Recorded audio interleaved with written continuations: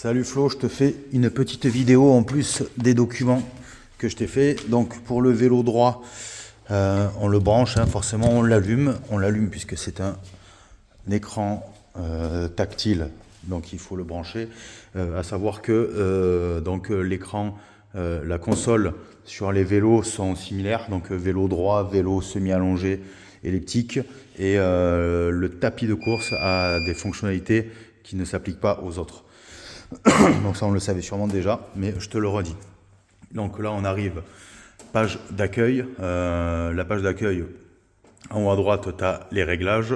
Comme tu le sais, tu peux régler la langue, tu peux rajouter un réseau Wi-Fi et connecter un Bluetooth pour pouvoir connecter des écouteurs, un casque, une enceinte. Donc on peut juste appareiller un appareil externe qui va servir de terminal. C'est-à-dire qu'on ne peut pas brancher son téléphone pour que ça soit en mirror screen. On peut juste brancher des écouteurs ou autre. Donc on revient sur la page d'accueil. On a le mode fitness. C'est-à-dire les programmes prédéfinis pour s'entraîner. Ils sont divisés en deux catégories, classique ou performance. Dans le classique, on a le mode manuel où on a 3 sous-modes qui sont des entraînements qui sont dirigés par des objectifs différents. Le premier mode temps, c'est-à-dire qu'on va avoir un entraînement qui va durer entre 1 et 240 minutes et ça va être le critère principal. On rentre le poids pour avoir des données par rapport aux calories et on renseigne l'amortissement. L'amortissement, ce qui s'appelle l'amortissement, c'est la résistance. La résistance que va proposer les pédales, en l'occurrence.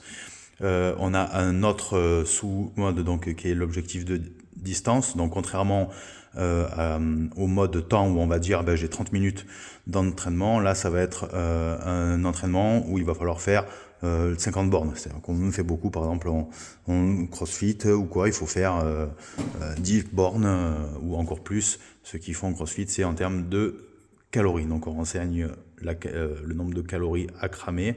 Voilà, donc c'est 3 modes différents, sachant que pour chacun de ces 3 modes, on peut soit paramétrer l'amortissement, donc la résistance, soit plutôt paramétrer la puissance en watts.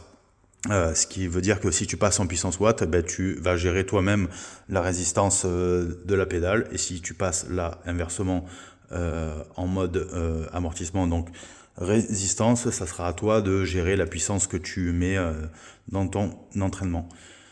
On revient à la page précédente avec ce bouton. En plus du mode manuel, on a le mode brûleur de graisse modéré et élevé. Les deux sont les mêmes. Ce qui change entre les deux, c'est que celui-là va plutôt être pour ceux qui vont vouloir mettre une pulsation modérée. Et là, ils vont plutôt mettre une pulsation haute. Donc tu vas en avoir un. Vraiment, là, ça va être par exemple du HIIT. Et puis l'autre, je sais plus comment ça s'appelle, je crois que c'est le SIL. Donc plutôt un en cadence plutôt basse pour pas avoir de fatigue accumulée. Et là, plutôt quelque chose de très intense. Donc ça, c'était pour le mode classique. On a le mode performance. Le mode performance, c'est 6 programmes prédéfinis qui sont divisés en 2 thématiques qui régissent les 6 entraînements en tout. Tu as 3 programmes P, P1, P2, P3. 3 programmes W. Les P1, P2, P3, c'est les paliers de résistance 1, palier de résistance 2, palier de résistance 3.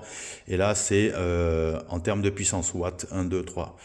Forcément, le 1, c'est le plus simple, le 3, c'est le plus dur.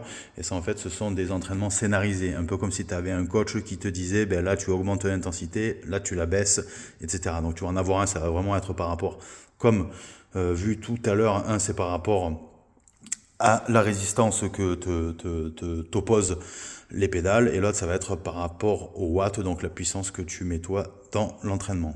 Et le troisième et dernier grand volet d'entraînement qui existe, c'est les scènes. Il y en a 6, donc tu les sélectionnes, tu le valides en appuyant sur la touche play.